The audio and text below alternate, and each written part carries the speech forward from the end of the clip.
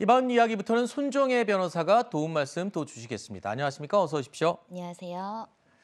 자, 뺑소니 혐의로 경찰의 수사를 받고 있는 가수 김호중 씨가 음주운전 사실을 시인한 가운데 이 음주 여부 입증이 쉽지는 않을 수 있다는 시각이 나오고 있죠. 이런 가운데 김호중 씨의 변호를 맡은 조남관 변호사가 어제 소속사에 보냈던 입장문 초안 내용이 알려지면서 논란이 일고 있습니다. 바로 이런 내용이었습니다.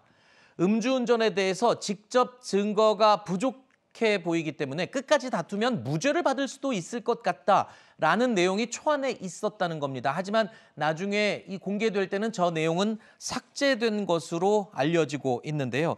김호중 씨가 이 검찰총장 직무대행 출신의 조남관 변호사를 선임을 하면서 법적인 조언을 아주 상세하게 들은 게 아니냐는 법조인들의 해석이 나오고 있습니다만 입장 초안의 저 내용을 보면 앞으로 김 씨 측이 경찰 조사에 어떻게 대응할지를 예측을 할 수가 있다면서요, 이 변호사님들끼리는. 변호 전략으로 무죄 주장 가능성 열려 있다라고 보셔야 될 것 같습니다. 이 네. 입장문을 떠나서 음주운전 사고가 발생했을 경우에 즉석에서 직후에 이 혈중 알코올 농도를 측정하지 않은 경우에 입증이 부족하다라고 엄격한 증명이 이루어지지 않았다라는 점으로 무죄가 나오는 일이 다수 있기 때문에 무죄 주장이 할 것이 예견되는 상황이기도 하지만 법리적으로 무죄를 받는다고 해서 대중들이 김호중 씨에 대해서 무죄니까 억울하다, 무죄니까 다 괜찮다 이런 반응이 나올지는 사실은 의문이라고 말씀드릴 수 있고요. 네. 여러 음주 정황에도 끝끝내 법리적으로 싸워서 음주운전 부분만 무죄 받는다고 하더라도 도주치세, 그러니까 그 소위 말하는 뺑소니라든가 사고 미조치라든가 지금 운전자 바꿔치기 관련한 범인 도피 관련한 또 혐의는 남아있는 점에 있어서는 좀 이 변호 전략이 어떤 면에서는 이 대중 스타들, 가수들의 어떤 이미지 그리고 평판 이런 것들 좀 고려해야 되지 않을까 합니다. 제가 봤을 때 조금 전에 봤듯이 중앙선 침범했잖아요. 네. 중앙선 침범해서 저렇게 사고를 내면 교통사고 처리 특례법의 예외를 받을 수 그렇죠. 없습니다. 그러니까 저 과실치상죄 인정이 될 거고요. 그다음에 도로교통법에는 뭐라고 되어 있느냐? 교통사고를 낸 운전자는 즉시 정차한 후에 필요한 조치를 하도록 되어 있거든요. 필요한 조치했습니까? 도망갔잖아요. 그러니까 사고 미조치죄가 되는 거고 그다음에 특가법에는 도주차량죄가 있는데 이건 뭐냐면은 사고 운전자가 피해자를 구호하지 않고 도망가면 그러면 도주차량죄고 더 중요한 건 뭐냐면은 음주운전 치상죄가 있거든요. 이건 뭐냐면은 음주로 정상적인 운전이 곤란한 상태에서 사람을 운전하다가 상해에 이르게 되면 그럼 음주운전 치상죄인데 이때는 이 음주운전이라고 하는 게 뭐 혈중 알코올 농도가 얼마다 이거는 따지지 않는다라고 하는 게 대법원 판례니까 아하. 제가 봤을 때는 음주운전 치상죄도 당연히 성립이 되고 네. 거기에다가 마지막으로 뭐가 있냐면은 운전자 바꿔치기 했잖아요. 그럼 범인 도피 교사고 거기에다가 메모리 칩 파손했잖아요. 그럼 증거인멸 교사고 이렇게 혐의가 무지하게 많은데 무슨 무죄를 이야기하는지 납득이 되지가 않습니다. 지금 조남관 변호사가 언급했던 부분 중에 핵심은 바로 이 부분입니다. 음주운전에 대한 직접적인 증거가 부족하기 때문이다. 아마 이 부분이 포인트인 것 같은데요. 그런 이 내용 때문이었을까요? 사실 초기부터 지금까지 이어져 오는 소속사의 이해할 수 없는 대응들이 아마 이런 조언 때문이었지 않는가 이런 추정이 가능할 정도입니다. 김호중 씨가 이 음주 사실을 시인했음에도 불구하고 혐의 입증에 대해서는 또 여러 시각이 나오고 있습니다. 그러니까 김호중 씨가 사고 발생 17시간 후에야 출석해서 음주 측정에 응했기 때문에 정확한 지금 혈중 알코올 농도를 알 수 없어요. 그렇기 때문에 시인은 했지만 음주했다고 시인은 했지만 앞으로 경찰 조사에서 조금밖에 안 마셨다. 이렇게 또 전략을 세워서 가면은 또 이 죄가 경감이 될 수 있는 게 아니냐 이런 분석이 나오거든요. 그러니까 음주운전죄로 기소해서 처벌을 하려면 술을 먹은 사실이 입증돼서 충분한 게 아니라요. 네. 술의 그 혈중 알코올 농도가 0.03, 0.08에 이른다는 것을 객관적인 증거로 엄격하게 입증해내야 되는 것이 검사의 역할입니다. 네. 그러다 보니까 술을 먹었다는 것만으로는 음주운전죄로 유죄로 판단하기엔 아직까지 부족하다. 왜냐하면 네. 음주량이나 음주 시간이나 이 체중이나 여러 가지 요소들을 고려해서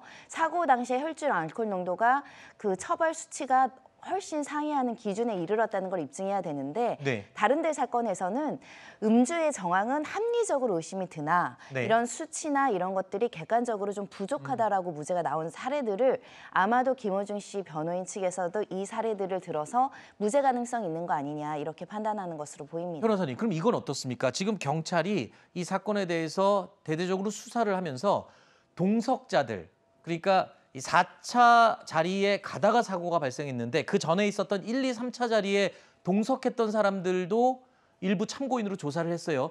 여기서 같이 맞은편에 앉아서 또는 옆자리에 앉아서 음식과 술을 했던 사람들의 진술을 확보했다. 그러면 어떤 것을 얼마만큼 먹었는지 진술이 만약에 나왔다면 이것도 혐의를 입증할 수 있는 근거가 될 수 있나요? 기소가 됐을 때 유죄의 증거로 유력하게 사용될 수 있습니다. 직접 목격한 사람들은 증인에 위치해서 그 당시에 음주의 종류라든가 양을 직접적으로 예를 들면 소주 2병 정도 마셨다, 내가 눈으로 봤다라고 한다면 상당히 기준치 넘는 알코올을 흡입했다라는 것에 대한 유력한 증거가 되지만 그럼에도 불구하고 우리 판례는 이 음주 직후나 사고 직후에 측정하지 않아서 위드마크 공식으로 과학적으로 이제 역추산하는 방식을 썼을 때 많은 변수가 있잖아요. 사람마다 술을 깨거나 알코올을 분해하는 능력이 조금씩 다를 여지가 있기 때문에 특히 김호중 씨 같은 경우는 사고 이후에 17시간 지나서 이제 음주 대사체 검사나 이런 것들을 한 부분들이 있기 때문에 사실상은 조금 어떻게 보면 치열한 싸움이 될 수 있다. 그러니까 기소를 하더라도 치열한 싸움이 될 수 있다라는 점이고요. 네. 경찰에서는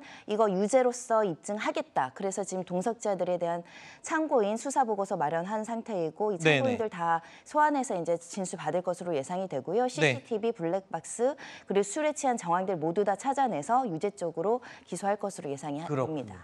이제 앞서서 저희 기자의 리포트로도 보셨지만 김호중 씨의 매니저가 대리 자수를 하는 동안 경찰에 가서 자수를 하는 동안 김호중 씨가 바로 경찰서에 출석하지 않으면서 또 음주 측정은 하지 못했던 그런 상황이죠. 채널A가 사고 직후에 김호중 씨의 옷을 서로 갈아입은 매니저의 모습을 CCTV로 포착을 했습니다.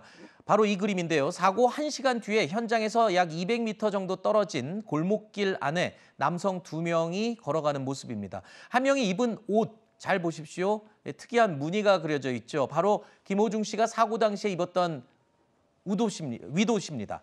김 씨의 매니저가 김호중 씨의 옷을 갈아입은 건데 한눈에 봐도 김호중 씨와 매니저의 체격 차이가 나기 때문에 옷을 갈아입은 것을 확인할 수 있고요. 바로 이 부분에서 김호중 씨가 매니저의 대리 자수 사실을 처음부터 알고 있던 것으로 확인되는 그런 근거 가운데 하나입니다. 그런데 지금 검찰총장까지 이 사건에 나섰습니다. 그러니까 운전자 바꿔치기가 음주운전자들의 이런 빠져나가기 위한 구멍이 되기 때문에 바꿔치기에 대해서 엄벌에 처할 수 있도록 조치를 취할 것. 그리고 또 한 가지, 아까 음주 측정에 응하지 않고 나중에 나타났을 때 음주운전 처벌에 대해서 좀 힘들어지는 이런 부분에 대해서도 뭔가 조치를 취하라. 이 2가지 지시를 했다고요? 네, 일련의 행위들을 사법 방해 행위라고 규정을 하면서 엄중하게 처벌할 뿐만 아니라 적극적으로 구속영장을 청구하라는 취지로 이제 여러 가지를 이야기를 했는데요. 이 운전자 바꿔치기라든가 음주 사고 후에 이제 도주 과정에서 추가로 음주를 하는 행위, 그리고 진상은폐를 위해서 조직적이고 계획적으로 증거인멸을 하는 행위를 사법 방해로 볼 수 있다라고 이야기를 하면서 이것은 형사사법 체계를 무너뜨리는 시도이다. 그래서 처벌 규정을 적극적으로 이제 양형 요소의 가중 요소로 고려할 것을 나아가서 사실 음주 사고가 났을 때 인사사고, 그러니까 사람이 죽거나 크게 다치지 않는 한 저희 구속영장 청구하는 경우 많지 않았거든요. 네. 이 사건도 그 피해 운전자가 전치 2주 정도의 상해 피해 정도가 나온 것으로 알려지고 있는데 이런 경우에도 이런 증거인멸이나 도주 가능성 그리고 사법방해가 있으면 구속영장을 청구해서 철저하게 수사하라라는 것이 지금 수사기관들의 강경한 입장입니다. 이번 사고에서요, 이 검찰에서도 김호중 씨의 행동에 대해서 바로 이 부분에 아주 관심을 가지고 있습니다. 특히 이 사고 발생 이후에 김호중 씨는 경찰로 가지 않고요. 지금 영상에 보시는 것처럼 또 다른 매니저와 함께 경기도 구리의 한 모텔로 이동을 했죠. 바로 이때 인근 편의점에서 김호중 씨가 캔맥주 4캔 그리고 안주용 과자를 사는 모습이 포착이 됐습니다. 바로 이게 사고 이후 음주 행위를 통해서 사고 당시에는 음주 측정 이 결과가 이 정확하지 않도록 만드는, 나는 그러니까 사고 이후에 술을 마신 것이다라고 하는 식의 변명으로 악용이 될 수 있는 이런 소지가 있거든요. 바로 이 점 때문에 검찰에서는 김오중법을 추진한다. 김오중 방지법을 추진한다. 이런 얘기까지 지금 나오고 있는 상황이라면서요. 그러니까 저런 행위가 뭐냐면은 혈중 알코올 농도를 측정하는 것을 방해하는 거 아니겠습니까? 그러니까 저렇게 적발을 변할 목적으로 의도적으로 술을 더 마시면 형사 처벌을 하겠다라고 하는 건데, 지금 많은 사람들이 그렇게 오해를 하고 있어요. 하지만 잘못했다가 저거는 오히려 더 큰 낭패를 볼 수 있으니까 조심해야 된다라고 말씀을 드릴 수밖에 없고요. 김오중 씨가 어떤 사람입니까? 몇만 석이 그냥 다 매진이 될 수 있는, 그다음에 그 티켓 하나가 23만 원, 21만 원, 그 고가의 티켓이 다 매진될 정도의 그 스타 아니겠습니까? 공인 아니겠습니까? 그런데 그런 사람이 4억에 가까운 엄청나게 비싼 차를 저렇게 몰고 있었다라고 하는 거는 만취였다라고 하는 게 추정되는 것이 아닌가. 혈중 알코올 농도 뭐 이런 걸 떠나가지고 저런 차를 저렇게 운전했다라고 하는 거는 만취한 상태가 아닌 저렇게 운전을 했겠습니까? 그럼에도 불구하고 사고를 내고 뺑소니를 갖다가 치고 거기에다가 범인까지 교체하지 않았습니까? 교체된 범인이라고 교체된 사람이 누구냐? 매니저잖아요. 네네네. 매니저는 가수하고 매니저 관계에서 매니저야말로 그 을 중에 을 아니었겠습니까? 네. 제가 봤을 때 저 그 김오중 씨는 이런 부분들에 대해서 죄질이 굉장히 안 좋고 그렇기 때문에 중형이 선고가 돼야 되는 것이고, 만약에 그렇지 않다라고 하면 전관예우 받아가지고 중형을 면한다라고 하면 이전에 만들어진 법이 뭐가 있습니까? 윤창호법이 있었잖아요. 그 윤창호법이 완전히 무력화되는 것이 아닌가. 알겠습니다. 저는 굉장히 그런 생각이 듭니다. 자, 그리고 또 한 가지 이 논란이 되고 있는 부분이 있죠. 김오중 씨가 이 콘서트 수금을 위해서 시간을 끈 게 아니냐는 그런 지적의 이 기사까지 나오고 있는 상황입니다. 이유가 도대체 뭐냐? 김오중 씨가 사고 발생 이후에도 고향 콘서트를 강행을 했었죠. 이후에 뺑소니 사실이 알려지면서 여러 가지 의혹이 쏟아져 나왔는데, 이 가운데서도 지난 주말 창원 공연을 또 강행했습니다. 그리고 창원 공연이 끝나자마자 음주 사실을 시인한 건데요. 결국에는 콘서트 취소로 인한 어마어마한 이 취소 비용, 환불 비용, 대관비 손실, 이런 것들을 어떻게든 경제적인 손실은 끝까지 한번 막아보자라는 그런 취지의 이 처리가 아니냐, 이런 지적의 기사들이 지금 나오고 있어요. 그렇습니다. 이 창원과 고향 그 공연을 통해서 벌어들인 수익 매출이 뭐 최소 50억이다 이런 평가가 있는데, 만약 이것을 취소했을 때는 반대로 수십억의 손실을 감당해야 되니 이것을 감당하는 것이 어렵고 두려운 나머지 이렇게 조직적이고 계획적인 일련의 증거인멸 행위나 바꿔치기를 했다라고 평가할 여지가 있을 것 같습니다. 누구라도 어떤 사고가 발생했을 때 잘못을 인정하고 후속 처리를 제대로 하고 반성하는 모습을 보이느냐, 아니면 이렇게 목전의 이익을 포기하기 어려워서 나의 이익은 지키고자 거짓말하고 대중들에게 기만적인 어떤 태도를 보이느냐, 굉장히 다른 문제일 수 있거든요. 네. 누구나 실수는 할 수 있지만 후속 처리에서 그 사람의 진정성을 보는 건데, 이렇게 콘서트를 열어서 본인들의 손실은 최소한 다음에야 자백을 하고 있다는 점이 오히려 비난 가능성을 키울 뿐만 아니라, 이렇게 콘서트를 감행함으로 인해서 팬들은 일부는 또 각이 주저주저 있던 사람들도 분명히 있을 겁니다. 네. 그런데 주최 측에서 취소를 안 하니까 어쩔 수 없이 취소라거나 또는 어쩔 수 없이 이걸 가야 되는 팬들의 마음까지 너무 가볍게 본 것은 아닌가, 조금 후속 처리에 있어서 아쉬운 점이 많습니다. 당장 내일 모레 서울 오케스트라 공연도 그대로 김오중 씨 출연 예정으로 알려져 있습니다. 물론 이번 해당 공연의 티켓 환불 수수료는 면제된다라고 소속사 측에서 밝혔는데요. 또 우리 이 방송 전에 또 소속사 측에서 입장을 밝힌 내용이 있습니다. 김오중 씨의 이번 이틀 후에 있을 공연에서는 김오중 씨가 개런티를 받지 않고 공연을 할 예정이다라고 입장을 밝혔습니다. 저희가 반론 차원에서 소속사의 입장까지 지금 저희가 언급을 했습니다. 자, 앞으로 이 경찰 수사 그리고 소속사의 대응이 어떻게 될지가 또 관심사가 될 것 같네요. 계속 지켜보겠습니다.